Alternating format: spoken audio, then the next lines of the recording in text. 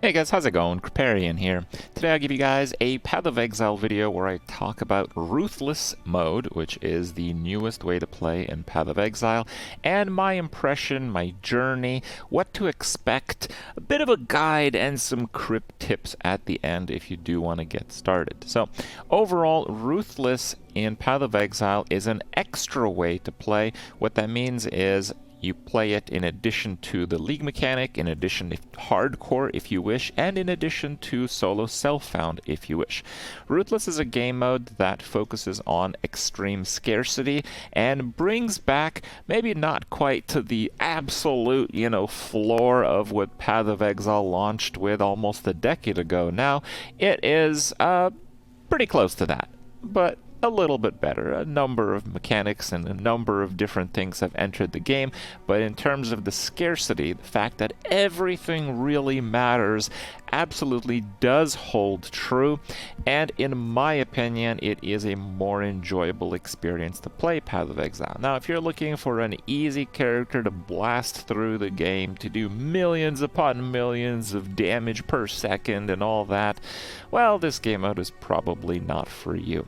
And if you do want to trade with your friends and, do all that, there is Ruthless trade, but now that we are several weeks into the new league, I'm starting to see, very much trade level, non-Ruthless level gear and, at least character power levels in trade Ruthless. So if you do want kind of a half measure of Ruthless, like halfway, everything matters, but you're still going to have a really strong character at the end, there is trade mode Ruthless. But I decided to play solo self-found Ruthless this league, just to kind of get a feel for the game mode, and I really just wanted to make the strongest character that I thought could be made within those parameters.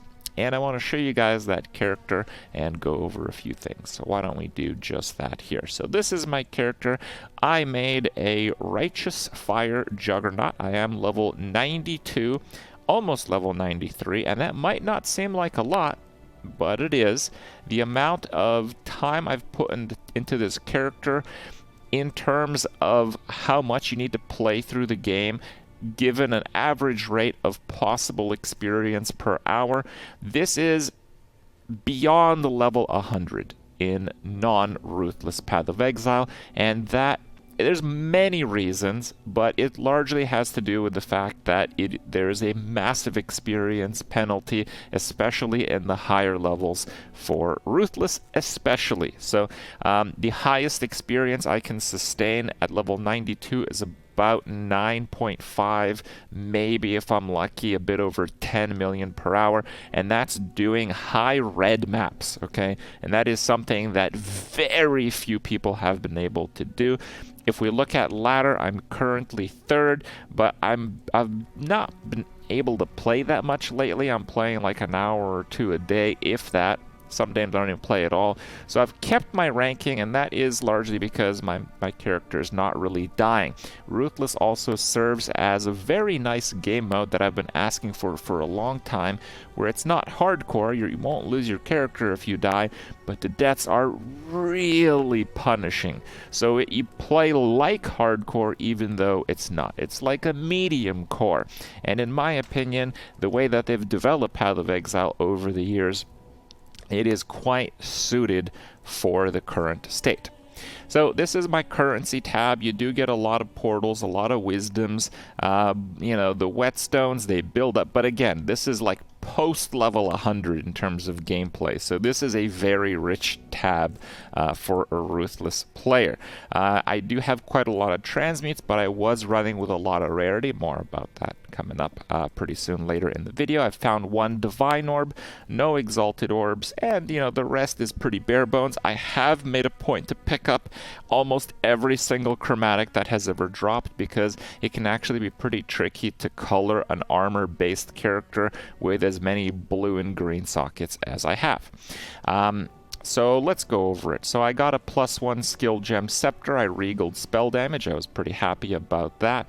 I got a Devoto's Devotion, which in my opinion is one of, if not the best helms in the entire game for Ruthless, because movement speed chaos resistance, and dexterity, well, all that is pretty sweet, along with some armor and evasion, and that is obviously very important. I have a Rise of the Phoenix, which is a very good shield, but it does fall off a little bit. Like if we look at, you know, the other players, we have all, of course, the other players are all playing Righteous Fire Juggernauts very much. I mean, they're using the Dawnbreaker, and the Dawnbreaker, if you're playing Juggernaut, is an incredibly powerful shield. If I've been trying to power farm the Searing Exarch, but it actually takes 50, and T14 maps are much scarcer. So, you know, it's not like twice as slow. It's many times slower than the regular game mode to just do one Exarch, even though the shield has about a 50% drop rate.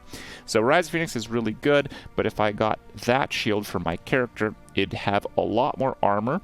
The damage conversion, what it does with the Unbreakable, where armor applies to fire, cold, and lightning, it actually rolls it for each of the individual rolls. What does that mean? So with that shield, you can convert, let's say, 20% of the lightning damage you take into fire. You know, why would that actually matter if your fire and lightning resists are the same, for example? Well, it would matter because armor is kind of crushed by higher hits. Armor does really well against low hits comparatively, and you actually take a lot more damage from higher hits. Now, if you get hit for, let's say, 10 fire damage and you don't have the shield, you know, armor will do so much against the 10 damage. But if you get hit for like 8 damage for like lightning, and then 2 goes to fire, the armor applies individually to the 8 and the 2. And the 2 will be a low hit, so, you know, the armor will be very effective against it, and the armor will be quite effective, more so against the 8 rather than the 10. So the Dawnbreaker shield is ridiculous for a Juggernaut, especially for this type of character, and especially for Ruthless. More so, it will allow me to get the Armor and Energy Shield Mastery of Defend with 120% armor while not on low energy shield. And currently, the Rise of the Phoenix shield is the only shield that has energy shield, or you only item on a character that has energy shield, so being able to shed that will allow me to get that point, and my character's survivability would almost double in terms of hit-based damage. Pretty standard amulet. Again, rarity is pretty important. I've been pretty happy with this chest. I spent tons of currency crafting it, but as a Juggernaut with the node that doubles the armor value from the chest, also gives you elemental mitigation from armor, so that's obviously very powerful. It can be okay to invest a lot of currency in your chests. Worm Sign is a really cool glove because you kind of get a pseudo 5 link with a level 5 conk effect. That's kind of like a 4.5 link, but in Ruthless, that's, you know, that might be all you can get. I have a 5 link in my chest, but I'm pretty lucky to have that. There's a lot of high level players that don't even have 5 links. In terms of solo self-hound, 6 links are pretty much unheard of. Kikazaru is one of the best items. One of the modifiers that monsters have in this patch, and likely moving forward, is the Curses one. You can get minus 60 all resists from the elemental weakness curse spawned by that monster, and with Righteous Fire that is a really big problem. So the reduced effect of curses on you, not only is it a powerful effect in a vacuum, but it essentially acts as almost 40 all resists if you would otherwise need to cap your resists for that one modifier.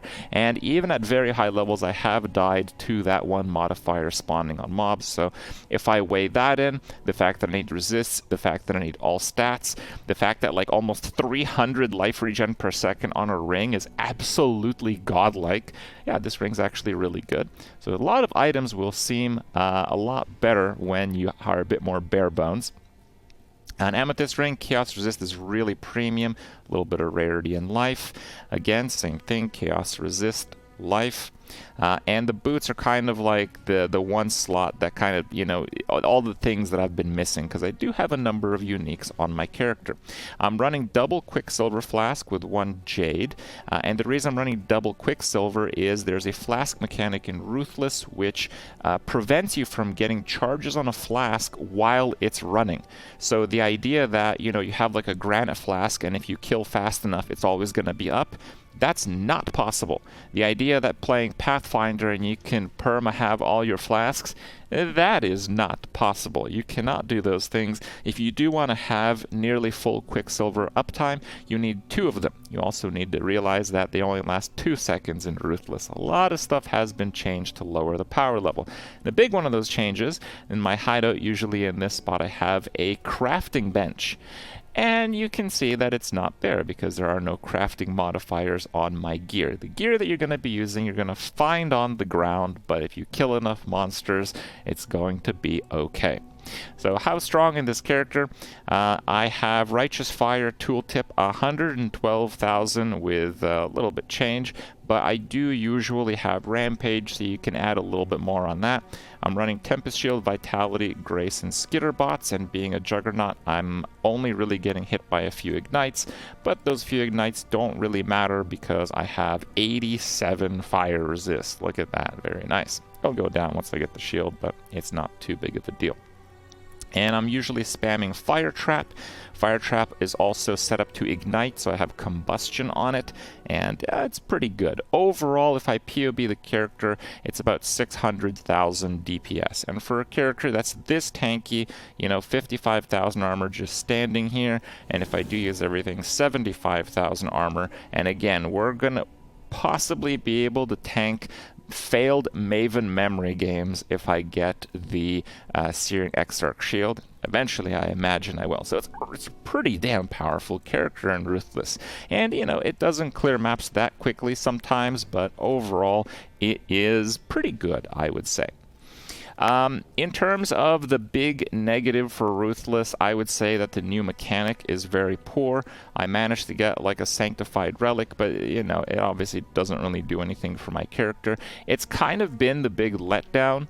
I think Ruthless has succeeded in almost every aspect, but this new league specifically, it just doesn't really work. Even though I have a really fast character for Ruthless, I actually might have one of the fastest high-level characters in the Ruthless game mode. Okay, I have a lot of move speed on this character. It's very important to get that.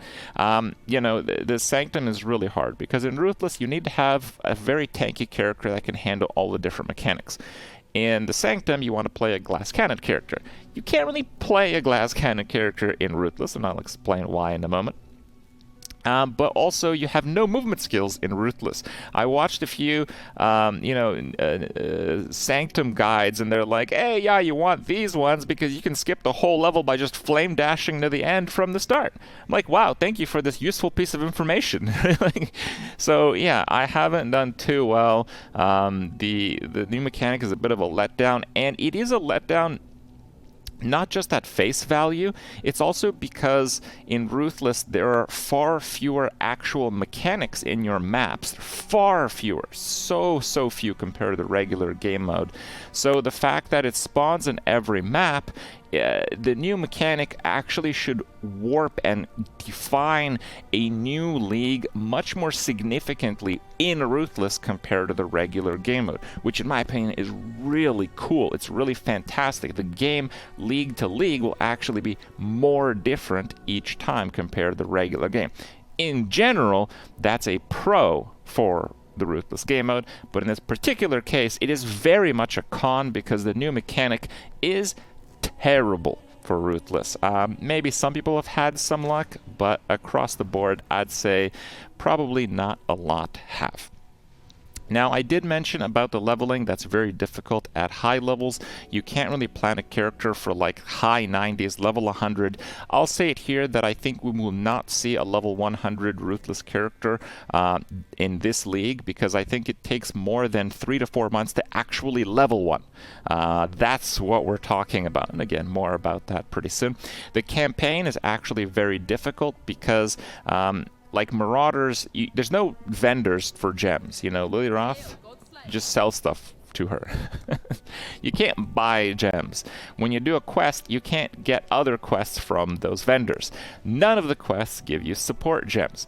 And the quest rewards are very limiting. For example, if you play a Marauder-based starting class, you're really only offered melee gems. So to end up playing a Righteous Fire character, I actually had to play a Marauder and a Templar at the same time and switch their entire gear and gems so I can kind of keep them up and not have one lag behind in terms of gear requirements and gem requirements as far as levels are concerned.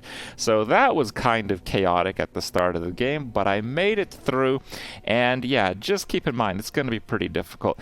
And if you die to like a boss within the campaign, the bosses actually heal, I think it's for 40% of their life. So some people will actually be kind of blocked off from even getting to the end game. But it's all very interesting. It's all very rewarding. Even though the gem rarity is very extreme at the start, again, I have played past the effective level 100 in my approximations, but there is a gem recipe that I can demonstrate here. So we could take like 3 gems. They have to be 3 gems of the same color, and if we vendor them, we get a random gem of that same color. Now, it can actually be the same as one of the 3 that you put in, but as far as support gems are concerned, even though support gems are pretty rare overall, having played a character as much as I have, I can say that eventually you will get the support gems you want. I think my character has found every single support gem in the game except for the non-enhanced premium one. So I haven't found Empower, and I haven't found Enlighten, and I haven't found Portal, I believe. I've found every other support gem, or I have obtained it through the 3-to-1 mechanic. Now, as far as the actual skill gems are concerned, I am running a number of auras, but no auras are awarded to you through the campaign, except for the ones that have a flat requirement like Vitality, Clarity, and Precision, I believe. So those are actually very rare. That is actually why I am playing a Iron Reflex character, because I have found the Grace support gem, and I have not found the Determination aura gem. And you really need armor on a Juggernaut. Now, a number of characters have found the Determination gem, but far fewer than you think. And mobs hit really hard. You know, your gear is not going to be very good. You need a lot of resistances on the passive tree to actually use, like, just unique items, let's say. There is no Pantheon. You know, if I press the Pantheon key, nothing happens. Okay, in terms of character power, you only get 3 points for Ascendance, so 6, so 3 major notables for Ascendancy. You don't get a 4th one. That's why we're not going with the Endurance Charge version of the Righteous Fire build. So the character power is really, really low. At the start, you're not going to have very much for support gems. Even though you might have a few links on your items, it won't really matter. When I started this character, I was using Searing Bond, I was using Vortex, I think I was even using other skills as well, just anything you can use. You'll have to use a multitude of skills and just kind of, you know, muscle your way through the game. And it's pretty important to consider all of this when you're, you know, designing a character or considering how your gameplay may, you know, continue when you play and start a Ruthless character. The gear quality is quite poor, but eventually you're going to get, you know, pretty decent pieces of gear just from the volume of things that you kill. But the rarity stat will really be important to get you there. I'm actually running the lowest rarity I've ever had on this character right now, with just these 2 items providing a combined total of 32 rarity. For the most of the character's life, I was sporting about 80 to 100 rarity just to get more rare items, because if you want better gear, you have to just kill more monsters. That's how it works, and I love that. It's beautiful. You don't have to really worry about anything else. Sure, you can craft some stuff, but we're talking very few items. You will not be crafting almost any of your gear. Maybe a piece, maybe two, maybe some through Syndicate, but Syndicate, oh, I don't have any to show you. Some of the Syndicate craft timers are like 6 seconds, so you gotta be really fast, right? But the idea is that, in my experience, once you get some pretty solid gear pieces across your character's item slots, you can actually begin to scale back rarity a little bit. So it's a bit of a dynamic thing, and that's pretty cool.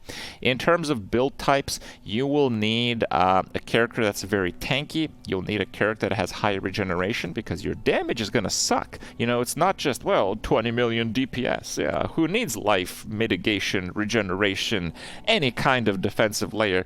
Just slap a few spells on the boss and it's dead.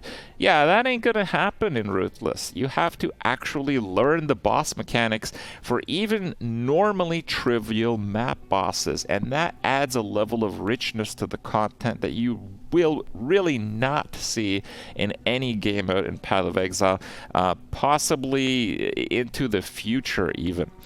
There's a number of viable builds. It's pretty interesting if you want to go through like PoE Ninja just to get some idea. I do think I made the correct choice for a Righteous Fire Juggernauts. You know, we do see a lot of success with Righteous Fire Juggernauts. The other very popular build that's doing quite well is Saboteur Seismic Trap. But other than that, you have like one-ofs, like it's, you know, you have like this guy that has a hollowed palm character. I mean, you know, good for him, but you know, you can't begin playing the game mode thinking you'll be playing that build. That's not how that's gonna work. And then you have this dude that's been like farming low-level maps, probably at like lightning speed for the entire, you know, life of his. I mean, he's got like 3,000 health with petrified blood last I checked. So like, you know, that guy's just not doing tier 16 maps. It's just not possible if he wants to keep his experience. Like right now, if I die, I lose like 3 hours of game time. So yeah, if you want to get to a high level, well, you need a tanky character. You need high regen. And moving forward, I do want to play more creative builds, but my goal in this league, because Ruthless has just launched, I didn't really know how Ruthless would play. I didn't really know the feel for Ruthless, so I really wanted to just go at the top, make the strongest character I could imagine, and just really understand how the game mode works. And I will save you a lot of that, because hopefully you're watching this whole video in its entirety. All right. Now, another really big part of Ruthless is the Atlas. The Atlas has changed in major ways, and generally, the Atlas is way worse than the regular game mode. So these don't offer any more mechanics. Like master mission stuff, forget about it. There's so many nerfs. Yeah, like even like this is one of the most powerful nodes in Ruthless, getting sulfite on completion. 100 sulfite on completing a red map. Yeah, good luck with red maps. I've seen level 90 characters asking how you actually get red maps in Ruthless. Okay, that's what we're talking about. But I'll give you guys a bit of my strategy here.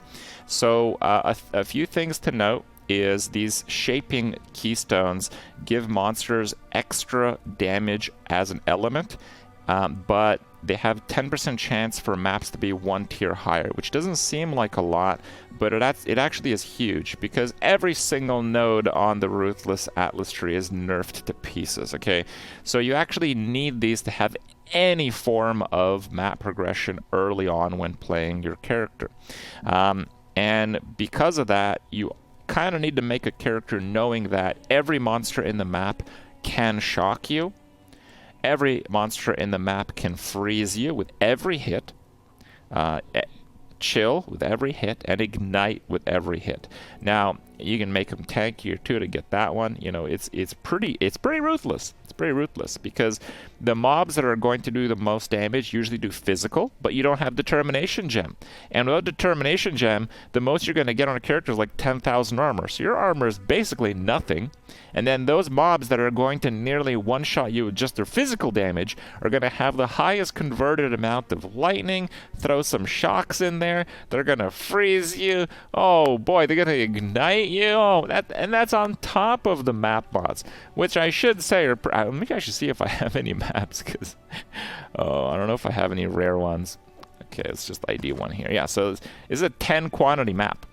You know, when you do a map, you don't get any pack size from the mods on it. You don't get any rarity from the mods on it, and the mods barely increase the quantity at all, right? So, yeah, you're gonna have to do some really difficult maps in order to actually, you know, progress with maps and eventually do higher level content. So it is a big ordeal. Now, if you are able to get some of the Void Stones, so I killed the Searing Exarch and Eater of Worlds. This character, I'm sure, can do Maven.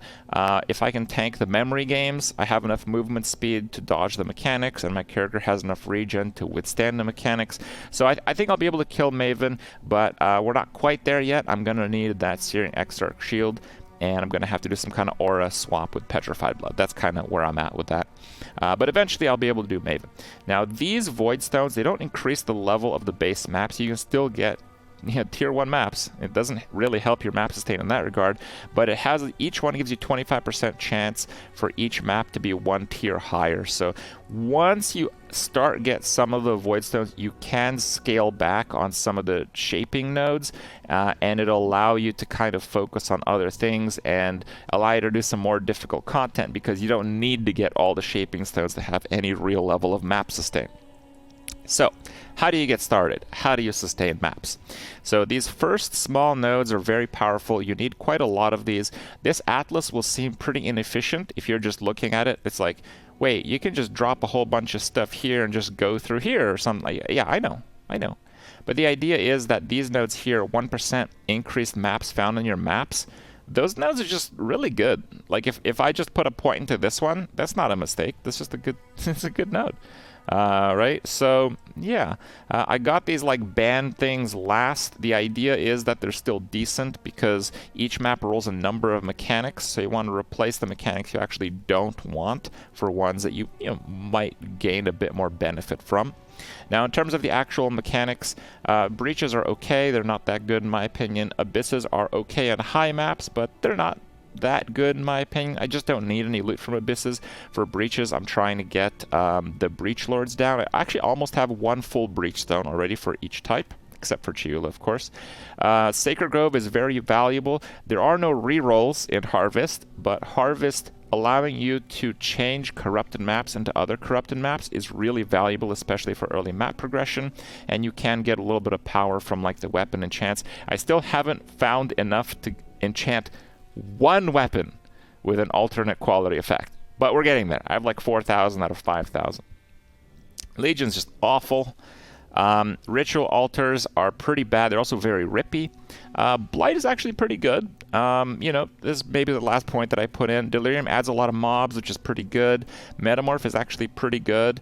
They drop a lot of catalysts. And heists are pretty good because if you get like a heist bucket thing, you actually add quite a lot more mobs if you actually go and do that contract. So that's pretty good also. It's also good to have the Harbinger nodes just to help you reroll maps because Horizon Orb is kind of like a Chaos Orb. So if you get a map that you really think you won't be able to complete, then you can roll into a different one. Or if you're trying to do map completion, that's really important, you can roll a different one. The Kirak missions are very valuable. Obviously, these nodes are pretty bad. 0.5 on each of these, 2% on that. It is what it is.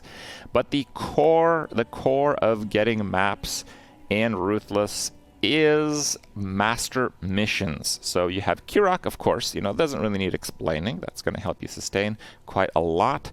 The biggest one is Alva. Your maps with incursions always have 4 incursions. So this actually makes it harder to get specific tier 3 temples. They also have, like nerfed ones, like, 25% chance to add another tier. So all the nodes are much worse than normal, but they're still really good. The idea that I kind of pushed and tried with Alva map sustain is to do 1 Alva in your highest map. So let's say your highest map is a tier 15. You farm for an Alva mission in like the lowest map of that category, so tier 11 maps. You farm tier 11 maps until you get an Alva mission. Then you do your highest level map of that tier, your highest level map that you have. You do it with an Alva mission. And then you do maps that you have a lot of. So let's say you have one Alva, you need 3 Alva missions complete to do 1 temple. So you do 1 in your highest map, and then let's say you got a bunch of like tier 4 maps, then you just do tier 4 maps until you get 2 Alva missions, or you just find 2 Alvas. And then you do the temple, and each time you complete that. So I have a decent map pool, possibly one of the best in Ruthless, honestly. You know, I've been kind of crushing my 14s and 15s because I'm trying to close the gap on the level and do a few X-Arcs for the shield. But yeah, I have 15 T16 maps, and I have 13 premium maps that I intend to run pretty quick. So I have like 30 tier 16 maps. That's insane, okay? Again, there's characters that are like level 90 that don't know how to even get to T16 maps. Okay, that's what we're talking about. It is a different universe of Path of Exile in terms of the gameplay loop. But with the Alva strategy, I think I am just, every time I do a temple, every time I get more maps. Because for every one of my highest tier maps, I do a whole temple. And I focus on map sustain, and the quantity room is really important. You get up to 60 quantity, so focus on quantity. Eventually you will get up there with your maps with this strategy, but that does mean that you're not doing T16 maps all the time. You're usually doing like, you know, T11s, T12s, even my strategy. And then, you know, I'm running yellows, so I'm usually doing like 9, 10 for 2 of my Alva missions, and then farming Alvas in 11s and 12s, and then, you know, put a 16 in there. Now, the experience penalty is not as severe yet, because my character is only level 92, technically speaking, so I don't need to do T16 maps to get, like, non-reduced experience, but the Ruthless experience penalty is so ruthless that it's just, you know, the experience gain is just absolutely brutal. But that is what you can expect from a gameplay loop. In my opinion, though, it is very interesting. It is very fun. It's very dynamic. I have some investment in the Nico missions because Delve is pretty good. Not really worth focusing more than I have, but it's pretty good. And Syndicate is pretty good also. I have most of the Syndicate except for like that one, I believe. It's not really worth it.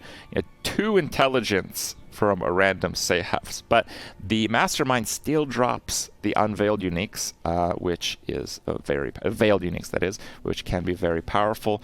Yeah, you can get some maps from some of the masters, but you do need a pretty powerful character. Even I struggle to fully clear them on the highest level map. So whenever I do a Syndicate mission, I do it in the lowest tier. So I do like a T11 for my reds. For the yellows, it doesn't matter that much, but you get the idea. So focus on the masters. It's really important for map sustain to just push them. And yeah, eventually you're going to need a powerful character, but don't be afraid of farming lower level maps more than it might seem necessary, because eventually you really just have to do tons and tons and tons of low level maps. And that's why you need a tanky character so you never die. And that's why you need a character that can move pretty quickly so you can kind of get through the content. And one other really important tip I have for you guys is you really need a character that can do every map. Okay, now it might mean that you need to do a map extremely slowly, but you still need to do the map. So, you know, if you're trying to do like a T16 map and you roll it and it's a map that it just seems really, really hard, you can't just chaos it and get another one. I mean, you can, but you just can't play that way in general in Ruthless. So when you're designing a character, you need to consider the fact that you'll have to do no region maps from time to time. You'll have to do reflect maps from time to time. So there's a lot to consider, and I think it's something that you can approach as an interesting and sometimes overwhelming challenge, but sometimes those are the more interesting ones to engage with. And, oh, I do have another tip for you guys here real quick. Last one before I let you go. Because the pacing of the game is much slower, skills that are strong but have unreasonably high cooldowns are much stronger in Ruthless. And my biggest tip, because a lot of characters are going to be damage over time characters anyway, Infernal Cry acts as like a corpse explosion. So think of it this way. In the normal gameplay loop, you go through a map and you just like shield charge all through the packs, and you know, Infernal Cry's up for like one every like 10 packs or something. Maybe not even that. Right? And Infernal Cry is actually stronger than like an occultist, you know, corpse popping effect. But in Ruthless, if you're doing, you know, the higher level maps where you kind of need a little bit of extra juice, Infernal Cry is going to be up for every like 2 packs, right? Because you're killing slower, there's fewer packs, there's fewer mechanics, and yeah, your character is weaker, your damage is lower, and you don't have movement speed to jump pack to pack. So, in my opinion, one of the most powerful abilities, one of the most powerful synergies is Infernal Cry on maybe every character, and then with a proliferation effect. So you can use Ignite Proliferation. You don't need full Ignite chance. You just need like, you know, 10, 20, because it'll prolif just a few big packs of mobs. You can also use Elemental Proliferation instead of Ignite Proliferation. So give that a try if you haven't yet.